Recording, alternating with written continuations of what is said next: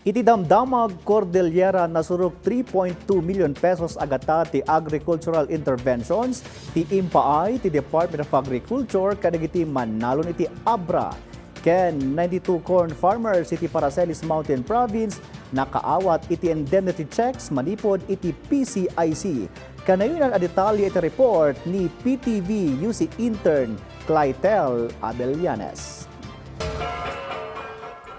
Naipaay tinasurok kumurang 3.2 million pesos agata ti agricultural interventions kadagiti manalon iti Abra, manipod iti Department of Agriculture Cordillera. Dagiti intervensyon ket pasetyo production support para kadagiti high-value crop farmers apakairamanan ti 10 a hand tractor, 2 a moisture meter, 5 a grass cutter, 3 a coffee pulpers kenda dumapay. Agtultuloy met ti distribusyon kadagiti makinarya ken farm inputs iti entero a rehiyon tapno masuportaran ken mapapigsa ti agrikultura iti Cordillera.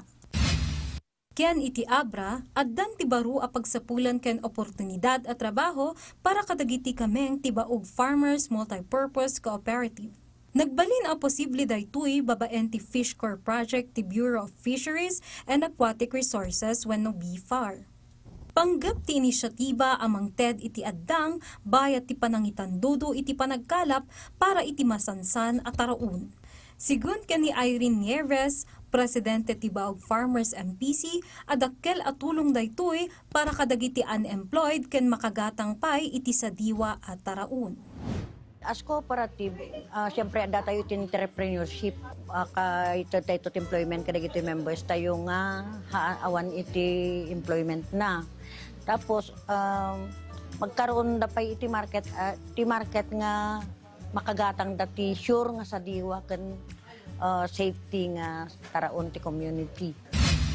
Kabayatan na, iti Mountain Province, 72 a corn farmers manipod iti munisibalidad ti Paracelis ti imawat iti indemnity checks manipod iti Philippine Crop Insurance Corporation. Daytoy atulong ket para kadagiti manalon a naapektaran titikag iti napalabas at awen. Tapno adda pangrugyan manen amang isubli iti pagbiaganda. Impaganat get ti mayor nga agtultuloy ti suporta ken programa kadagiti manalon nang runa kadagiti na apektaran ti panggedanda. Nupay kasta, inawis na dagiti dadumapay a manalon nga irehistro ti mulada iti PCIC para iti panakasalaknib ti talonda. Iti matapayaw, indalwanan ti probinsyal a gobyerno ti panangrambak iti 2026 International AIDS Candlelight Memorial.